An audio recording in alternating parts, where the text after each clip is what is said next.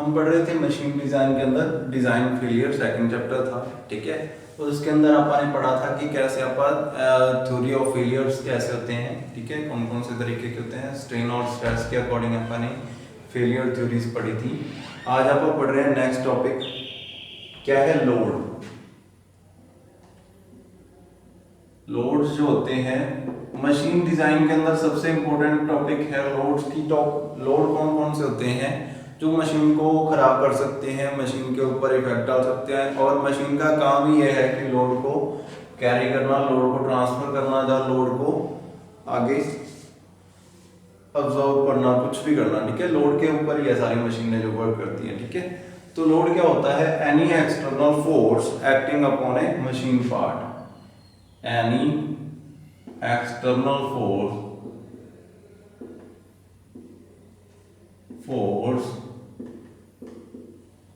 any external force acting on a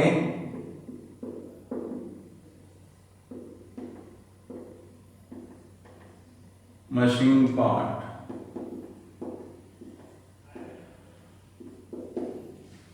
ठीक है। कोई भी एक्सटर्नल फोर्स जो किसी मशीन पार्ट के ऊपर लोड फोर्स अप्लाई कर रही है, ठीक है, कोई भी एक्सटर्नल फोर्स जो किसी मशीन के पार्ट के ऊपर एक्ट कर रही है उसको क्या बोलेंगे? लोड बोलेंगे, ठीक है। लोड जो होते हैं वो काफी प्रकार के होते हैं, लेकिन अपन 4 प्रकार से पढ़ सकते हैं इनको। सबसे पहला है डेड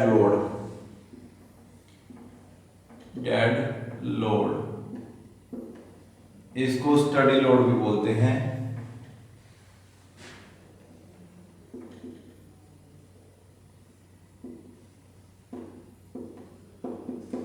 क्या, रुका हुआ लोड, जो स्टडी हो, जो मूव ना कर रहा हो, ठीक है।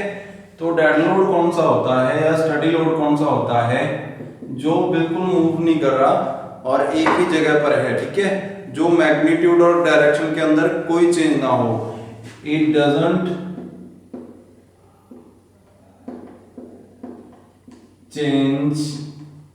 चेंजेस इट्स मैग्नीट्यूड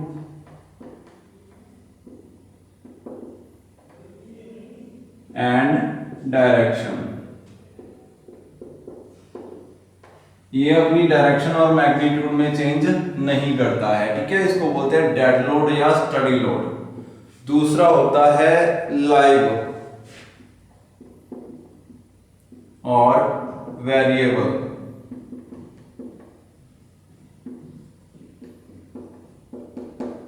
लाइव और वेरिएबल लोड, जो वेरी करता है टाइम के साथ, ठीक है, जो जिंदा है, जिसको आप बोल सकते हो। ये मुर्दा मतलब कि एक ही जगह पे पड़ा है, ठीक है, जिसके अंदर कोई चेंज नहीं हो रहा। अब ये मार्कर है, मार्कर इस बॉडी के ऊपर पड़ा है, हाथ के ऊपर पड़ा है, इसके अंदर कोई चेंज नहीं हो रहा, ठीक है। ये एक डेड लोड है, ठीक है, ना तो ये डायरेक्शन चेंज कर रहा है, ना मैग्नीट्यूड चेंज कर रहा है, ठीक है। अब अगर इसी के जगह पे पाइप होती, पाइप के अंदर कोई फ्लूइड जा रहा होता, ठीक है, तो फ्लूइड कभी थोड़ा सा ज्यादा हुआ, कभी थोड़ा सा कम हो गया, मतलब थोड़ा बहुत वेरिएशन आ रहा है उसके अंदर, ठीक है। लोड के अंदर वेरिएशन आना थोड़ा सा, उसको बोलते हैं लाइव लोड या वेरिएबल लोड, ठीक है। व्हेन इट चेंजेस कंटिन्यूअसली,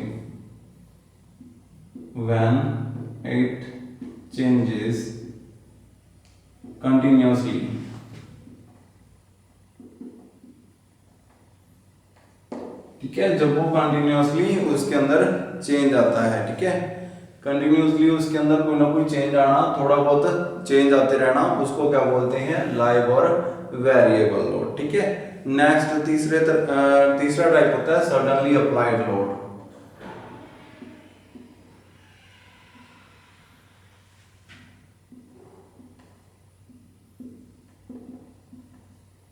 और इसको बोलते हैं, दूसरा इसका नाम है शॉक लोड,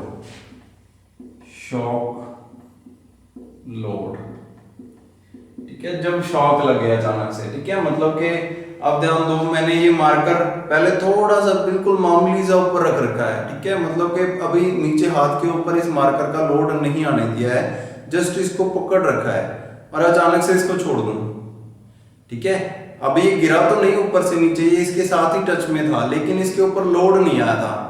अचानक से मैंने इसको छोड़ दिया तो सारा जो बॉडी थी, सारा का सारा लोड किस पे आ गया? इसके ऊपर आ गया, ठीक है। तो ये कौन सा लोड है? शॉक लोड है। अचानक से कोई लोड लगे इसके ऊपर, हाथ के ऊपर, ठीक है, इसके साथ ही टच में था, अचानक से छोड़ दिया, पूरा लोड इसके ऊपर आ गया, तो ये कौन सा है, सडनली अप्लाइड लोड, ठीक है, इट इज सडनली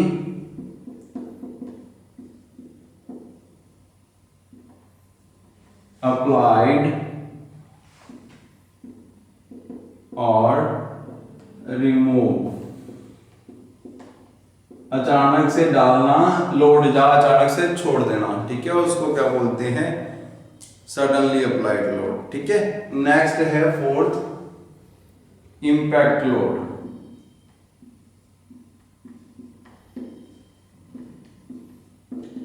अगर कोई बॉडी ऊपर से नीचे आके गिरे, ठीक है, हथौड़ा जैसे, हथौड़ा क्या है, इंपैक्ट लोड है, ठीक है, मैं इसको यहां से ऐसे छोड़ दूं और ये इस पे आके टकराए, अब इसका जो टोटल वेट था वो कब वर्क कर रहा था, जब मैंने सडनली अप्लाइड लोड लगाया था, बॉडी बिल्कुल साथ में टच थी, अचानक से मैंने छोड़ दिया तो पूरा वजन हाथ के ऊपर आ गया, तो ये तो हो गया कि शॉक लोड है, अचानक से इसका पूरा वेट हाथ के ऊपर आ गया।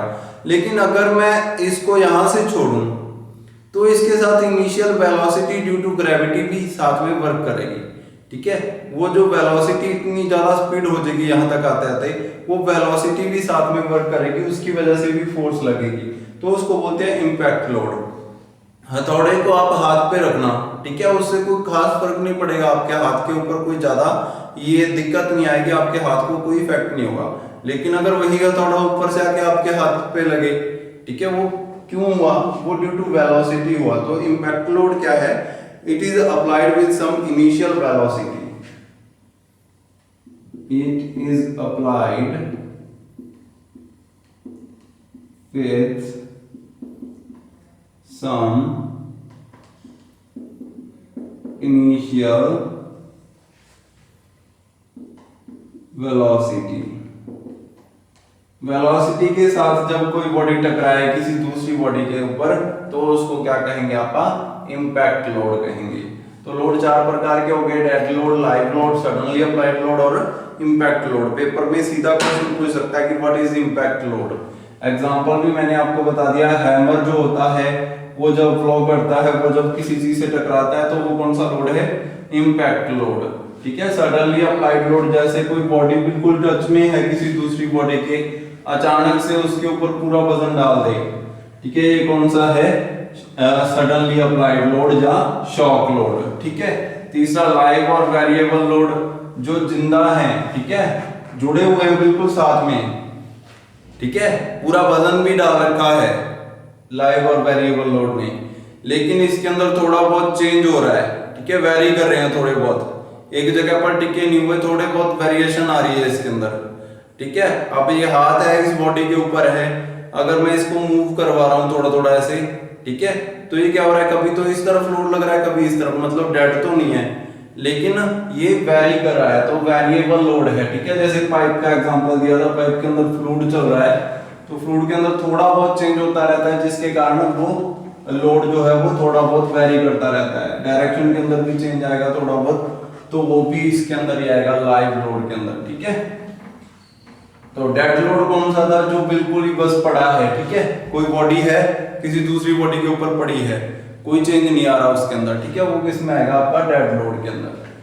तो लोड क्या होती है, external force applied on any machine part, machine part के ऊपर, किसी भी पार्ट के ऊपर जब कोई एक्सटर्नल फोर्स लगती है उसको बोलते हैं लोड। नेक्स्ट आपका टॉपिक बनता है design under tensile, design under tensile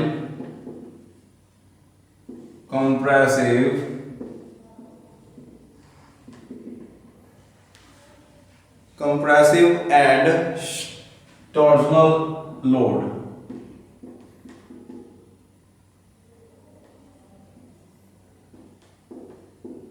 तीन तरीके के लोड हैं, tensile, compressive and torsional load. Torsional load, tensile load and compressive load. इसके अंदर अगर कोई बॉडी है तो उसको आप कैसे डिजाइन करोगे। सबसे पहले डिजाइन करने का मतलब क्या होता है, डिजाइन करने का मतलब यह है कि अपने को कोई ना कोई टेंसाइल लोड दे रखा है, ठीक है, जिसके कारण वो लोड जो है वो कि इसके ऊपर इतनी फोर्स, इतनी स्ट्रेसेस जो है ये पार्ट झेल सकता है, तो इसकी डायमेंशंस कितनी होनी चाहिए।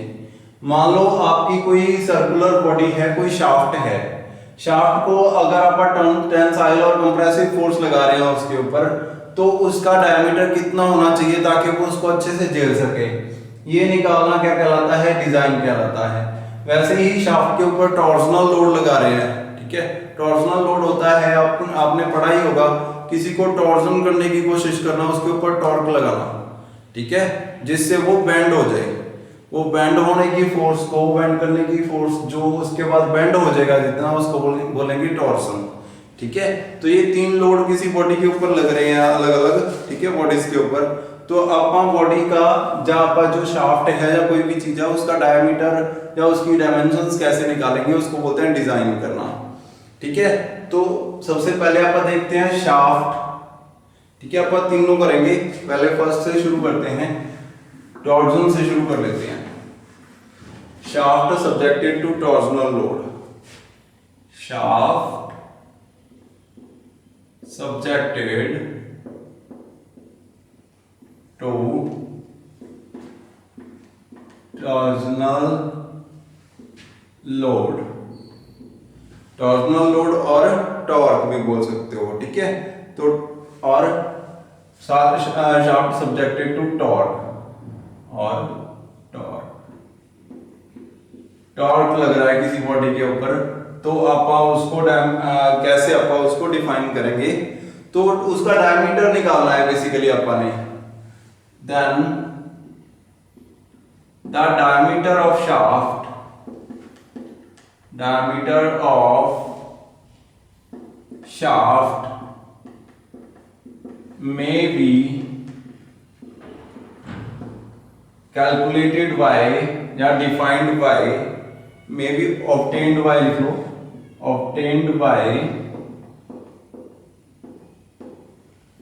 टॉर्क लग रहा है, टॉर्जन लग रहा है, तो torsional equation, torsional equation, torsional equation से आप इसका जो है डायमीटर फाइंड आउट कर सकते हैं। टॉर्जनल इक्वेशन क्या कहती है, T divided by J is equal to tau divided by R, ठीक है। यहां पे T क्या है, torque, T is equal to torque, और J क्या है, polar moment of inertia,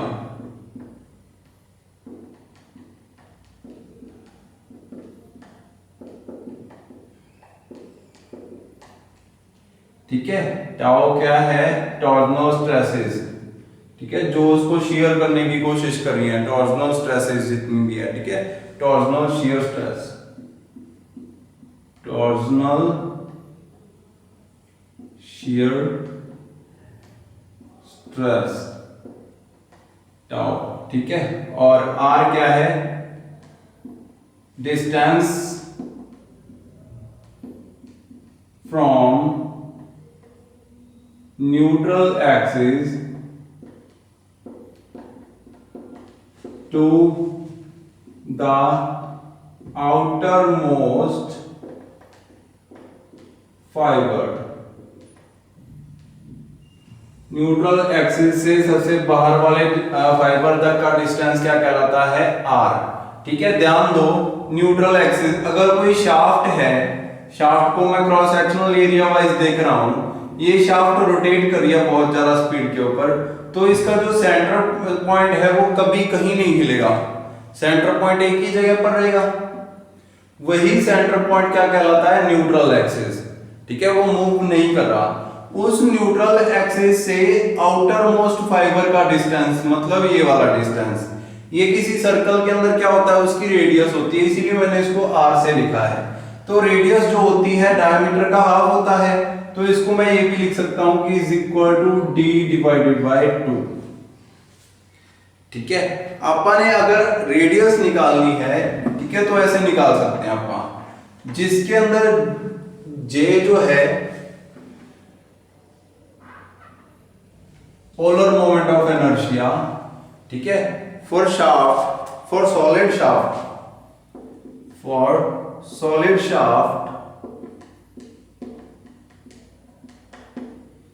J is equal to pi by 32 into d raised to the power 4। ठीक है, J को ऐसे लिखा जा सकता है, समझ गए? ठीक है, मतलब कि J का ये फार्मूला होता है पोलर मोमेंट ऑफ इनर्शिया का पाई by 32 into d raised to the power 4। ठीक है, ऐसे आप J लिख सकते हैं, J को ऐसे डिफाइन किया जाता है। और R को मैंने बताया आपको कैसे डिफाइन किया जाता है, d divided by 2।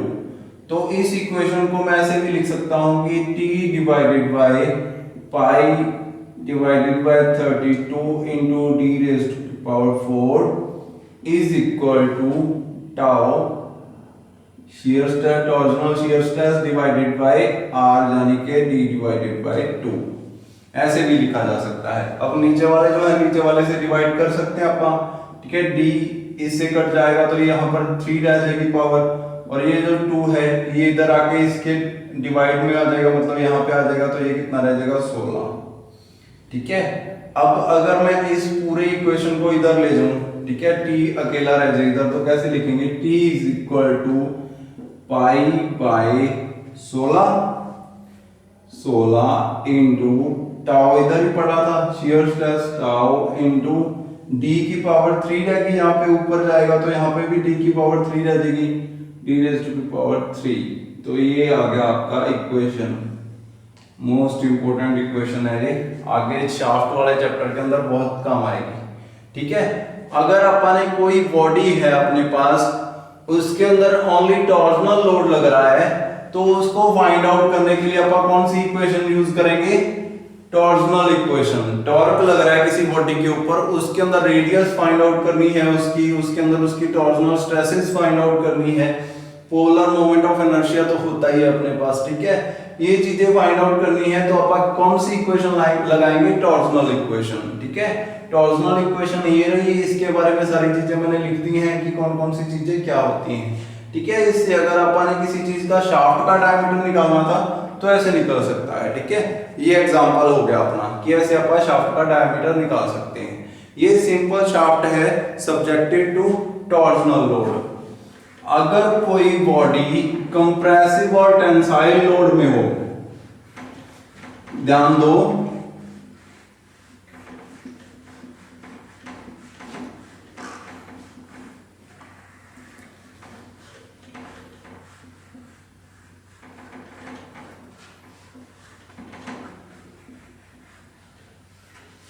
shaft subjected to tensile,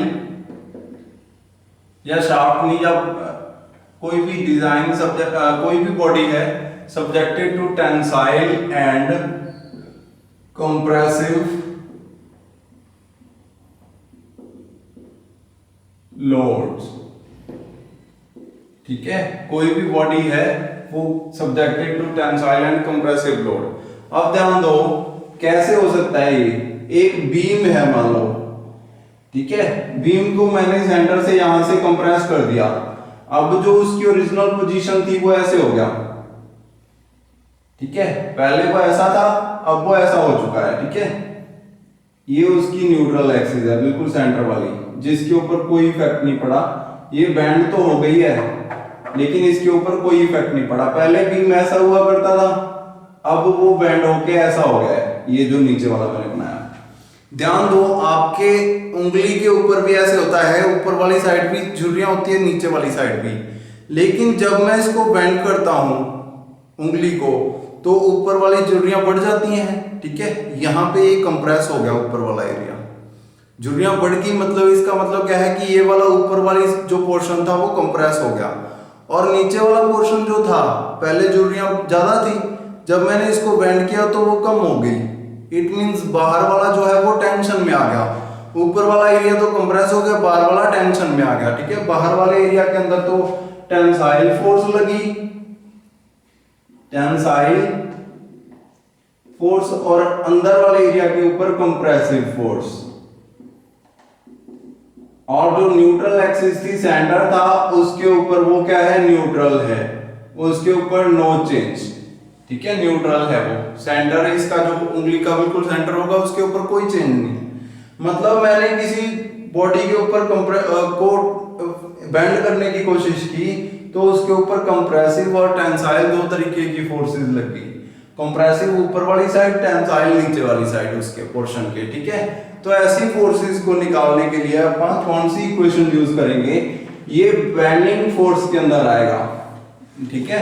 इसके ऊपर कौन सी फोर्स लग रही थी, बेंडिंग लोड, ठीक है। तो वही अपन कह सकते हैं सब्जेक्टेड टू बेंडिंग लोड, ये भी लिख सकते हो, ठीक है।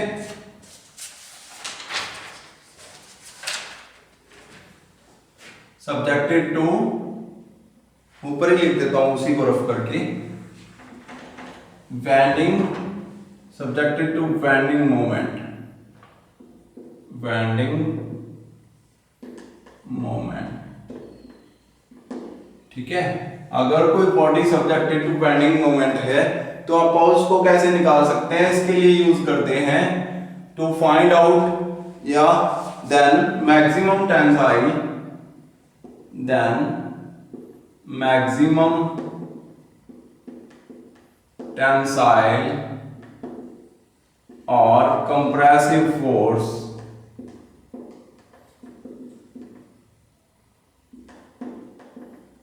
may be obtained by bending equation. Bending equation क्या होती है, m divided by I is equal to sigma divided by sigma b, bending force है, sigma b divided by y, ठीक है। जिसके अंदर m क्या है, बेंडिंग मोमेंट,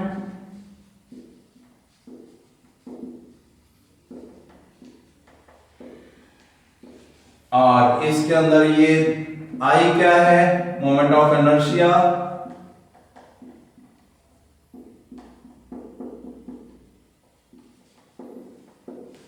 ठीक है।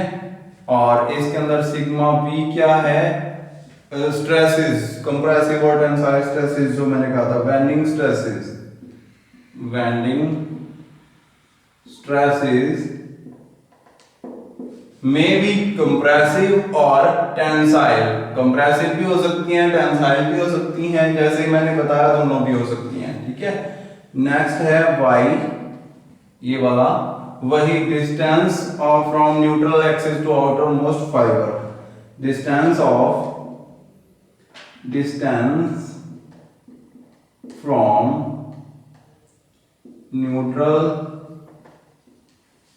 एक्सिस to outermost fiber,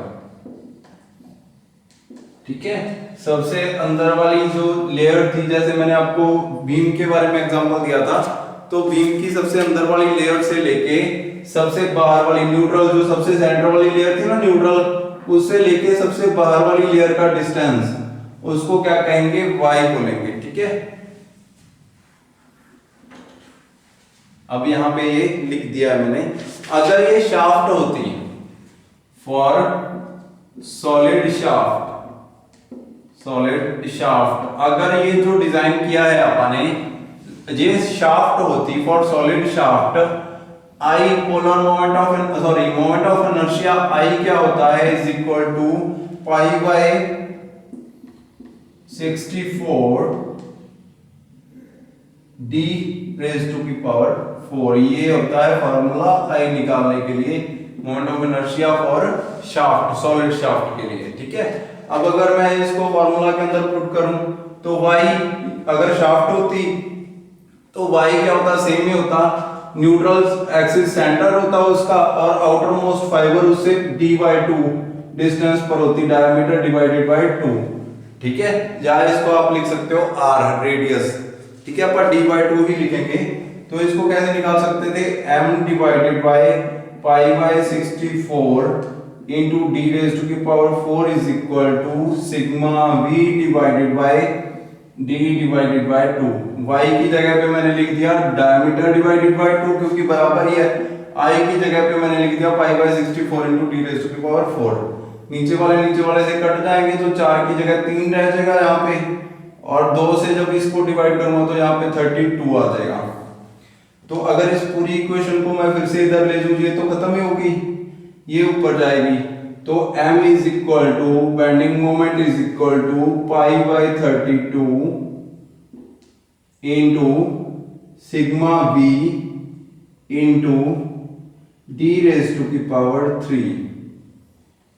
ये बन गया आपका इक्वेशन, बेंडिंग मोमेंट इक्वेशन। ठीक है, तो ये आपके जो थे दो टॉपिक इसके अंदर चैप्टर के अंदर, कि अगर अपन ने डिजाइन करना हो सब्जेक्टेड टू बेंडिंग मोमेंट तो कौन सी इक्वेशन यूज करेंगे। ठीक है, तो कौन सी इक्वेशन यूज करेंगे, बेंडिंग इक्वेशन। अगर कोई चीज कंप्रेसिव या टेंसाइल लोड के अंदर है तो कौन सी इक्वेशन यूज करेंगे, बेंडिंग इक्वेशन। अगर कोई टॉर्जनल फोर्स लग रही है किसी बॉडी के ऊपर तो आप कौन सी यूज करेंगे, टॉर्जनल इक्वेशन। ठीक है, टॉर्जनल इक्वेशन भी मैंने आपको करवा दी थी, जैसे T divided by J is equal to tau divided by R। ठीक है, T torsion, J polar moment of inertia, tau shear forces, torsional shear forces, और R क्या था, distance from neutral axis to outer most fibre. ठीक है, ये topic थे, ये चैप्टर ये खत्म होता है सेकंड चैप्टर। ठीक है, नेक्स्ट थर्ड चैप्टर शुरू करेंगे नेक्स्ट लेक्चर में। Thank you.